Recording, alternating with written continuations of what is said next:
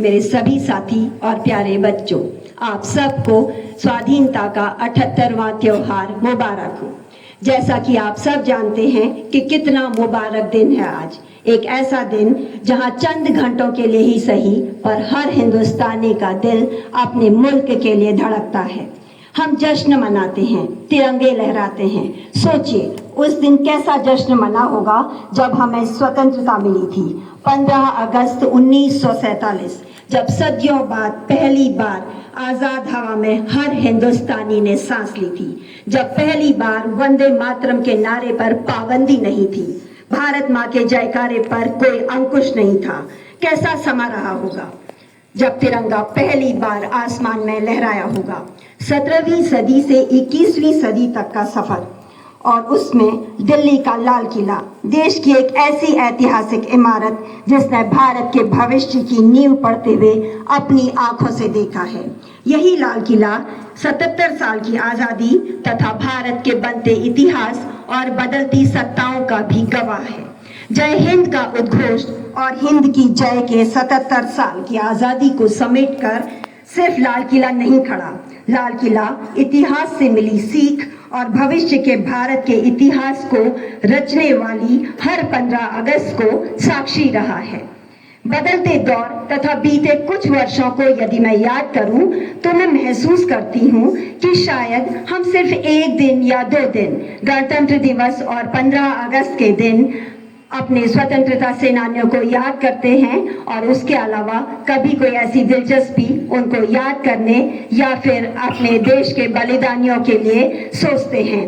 कुछ लोगों के लिए आज का दिन महज एक छुट्टी हो सकता है, बच्चों के लिए सांस्कृतिक कार्यक्रम हो सकते हैं, या फिर सिर्फ ये कह देना कि आज के दिन तो हमारा देश आजाद हुआ था।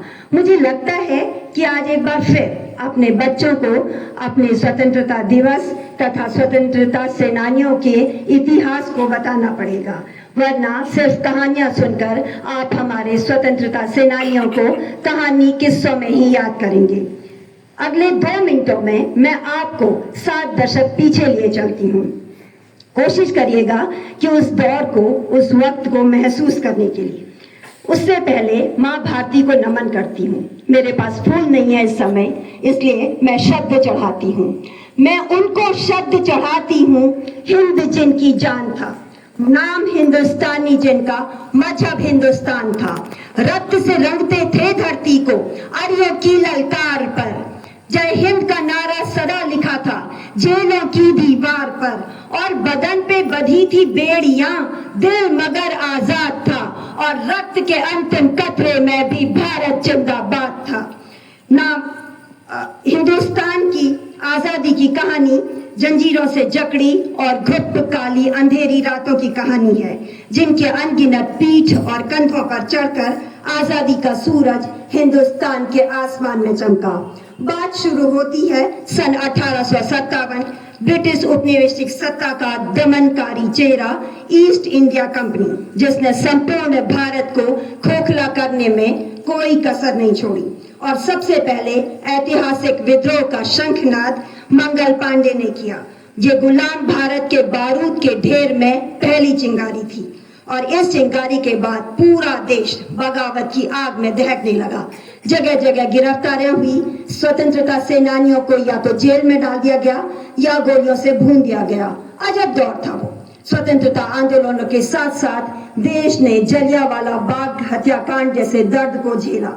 कुछ पंक्तियों में अगर उस वक्त के संघर्ष को बयां करूं तो खुदी राम ने खुददारी से हंसकर जिसका दान दिया, भगत सिंह ने चूमा फंदा और जिसे कुर्बान किया, आगोश में जिसके सुभाष से निकले लश्कर हिंद बनाया था, फतेह सिंह और जोरावर ने दहलीज पे जिसे ठुकराया था, संघर्षों में बुनियाद बनी जो आजादी के बोल की, सुलग रही थी गर्म नाल में शेखर के पिस्तौल की, और खिल रही थी रोम रोम में अशफाक उल्लाह खान के, वही जवानी दौड़ रही है खून में हिंदुस्तान के। भूलिएगा मत कि आप किस जमीन पर खड़े हैं। शक, खून, तुर्क, कुशाण, चंगेज, यवन, फ्रांसीसी, अंग्रेज भारत में आए और चले गए, लेकिन हिंदुस्तान का वजूद कभी खत्म नहीं हुआ, क्योंकि ये वो मुल्क है जहां पूरे को अक्षर ज्ञान तो छोड़िए, चिन्ह ज्ञान भी नहीं था और हमने 4 वेदों की रचना कर दी थी। ये इतिहास है हमारा जो हमारे स्वाभिमान को बल देता है, क्योंकि वेद लिखे, पुराण लिखे, शांति का पैगाम लिखा है। अक्षरधाम का अर्थ समझिए, अक्षर को ही धाम लिखा है। ऋषियों के जब नाम लिखे तो पहले अब्दुल कलाम लिखा है और पत्थर भी वो तैर गए, हमने जिन पर राम लिखा है। मैं बताना चाहती हूँ कि महज कुछ दस्तावेजों पर हस्ताक्षर हो गए और आजादी मिल गई, ऐसा नहीं हुआ था। कतरा कतरा खून बहा था, दी जवानी जुनून दिया था, खन खनाहट गूंजती थी सेल्यूलर में जंजीरों की। और राजनीति से मिली नहीं मिली है पैसों से, सौदा लहू के मोल हुआ है भगत सिंह जैसों से। और माँ ने गोली खाई थी बेटे लटके फंदों पर, आजादी की डोली उठी है कुर्बानी के कंधों पर। आज हम जो कुछ भी है बीते हुए कल का परिणाम है और कल जो भी होंगे आज का परिणाम होंगे। बहुत जरूरत है कि इतिहास से सीख ले, बहुमत से नहीं सहमति से देश चले। हम अपने अधिकारों से ज्यादा कर्तव्यों को समझें, हमारे जज्बात बेदर्द न हो। हम सत्ता या सियासत की चापलूसी ना करके ईमानदार बने, चाहे गांव हो या कस्बा, शहर हो या प्रदेश या फिर देश। सच्चाई और ईमानदारी से जैसे देश आजाद हुआ, इस देश को तरक्की के रास्ते पर ले जाएं। दरअसल आप लोग अपने हुनर को पहचानते ही नहीं है। बहुत काबिल बच्चे हैं आप लोग और आपकी रगों में तो वो खून है जिसने अनपढ़ से ज्यों से ज्ञानी बनाए हैं। उम्मीद करती हूँ आप अपने मुल्क की हिफाजत करेंगे, अमन और चैन का पैगाम सुनाएंगे। अपनी मातृभूमि, अपने वतन के लिए कुछ शब्द कहना चाहती हूँ। हे मातृभूमि, मेरे देश को धूप, छांव, वर्षा की कभी कमी न हो।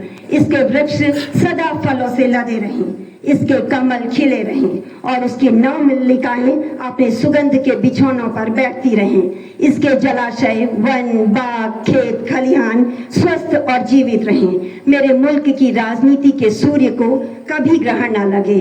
अपने विचार समाप्त करती हूँ। जय हिंद।